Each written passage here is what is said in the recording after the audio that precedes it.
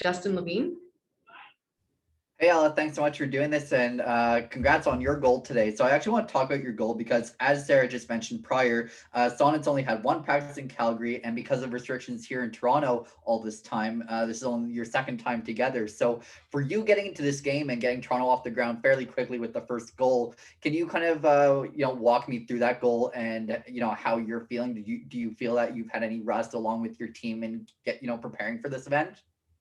Yeah, I mean, getting on the ice, there was only 4-on-4, so there's lots of room out there to kind of move the puck around. And Costa and Gibby both did a great job kind of battling down low, and that puck just kind of squeaked out in the slot, and then I just kind of took my chances on a shot. Yeah, with all the restrictions, I mean, it's been hard to kind of get the team together, but throughout this like quarantine period that we've been doing a lot of like team building stuff and kind of finding ways to kind of bond virtually. So I think that's kind of helped our team in dynamics. Can you also talk about the Calgary Flames and their support for you guys throughout this entire event? Because not only are they hosting the last 3 games at Scotiabank Saddledome, their home, but there have been graphics of the rosters and ads all over Instagram, Twitter, and so I want to get hear that from the athlete side, what that means to you to know that they're backing you even while the first couple games are happening at the Seven Chiefs Arena. Yeah, I mean, having support from the NHL is huge. You think about it, like so many people like tune in to watch a game, and to have their support behind us is amazing and incredible for women's hockey. So a huge shout out to them for hosting us and being able to help us out. We get Donna Spencer up next, please. Hi, Ella. I'm interested in, a lot of the players on the Canadian national team have had a platform to talk about the PWHPA's goals, but I'm interested in your thoughts as a player sort of fresh out of college about what playing in this kind of event means to you and what you want out of your future in hockey. Yeah, for sure. I mean, growing up, I've always played boys hockey. So to be in the PWHPA and to have a professional league for women is a dream come true. I mean, as a kid, you look to the Olympic players and wanting to aspire to be like them and to be alongside with them and fighting for something that we want is an honor to be a part of. And I'm excited for what's to come in the future. Yeah. Thank you. Mike Murphy, please. Hey, Ella, congratulations on the goal again. It felt like a really physical game. You were on the receiving end of kind of a nasty interference collision there. It was one of those plays where everyone was relieved to see you get back up under your own power. But did you feel like there was a little bit of physicality? And the other thing, just making sure you're okay after that hit? Oh, thank you. Yeah, I'm doing okay. A little bit of a headache, but hopefully that goes away with a little bit of rest.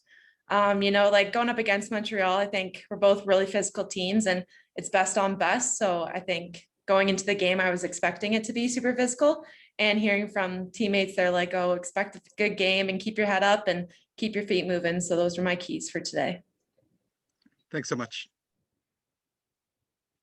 We get Kirsten up next, please. Hi, I'm wondering, with the pandemic restrictions, I know obviously a lot of your ice time has been limited to really working on specific skills type practices. Is there anything you've had the opportunity to work on in this year that in a normal season with games you might not have had as much time to focus on that you've noticed? And how has that maybe transferred into game situations? Yeah, I think coming out of college, I was kind of new. And I was kind of like eager to learn and willing to kind of try new things. And we had great Hockey Canada skates with small groups and social distancing and masks, of course. And working with the skills coaches, I mean, it was easier for me to fine tune some of those areas that I kind of need to work on, whether it's just like change the angle of a shot or look into the middle for a pass, or even like in the D zone, kind of getting that first bump and stick positioning. All that little detail stuff was something I really focused on. And coming to a game, you kind of don't have to think about all that stuff. It's more muscle memory. So that's how it translates. Okay, last question. Justin, please. Hey, I'm going to give you another round of questions if you don't mind. First one being, when you think about the rivalry that is Montreal and Toronto, having that today in the Dream Gap Tour opener, was that something that really, strung on your mind much going into what again would be a competitive match, as history has had it both in the CWHL and just in general in hockey, especially because I believe, as Irene has it, the Maple Leafs and Canadians now take their battle to the NHL stage of the Bell Center in Montreal right now. And then actually, let me get your response on that one first, then I'll give you the second one.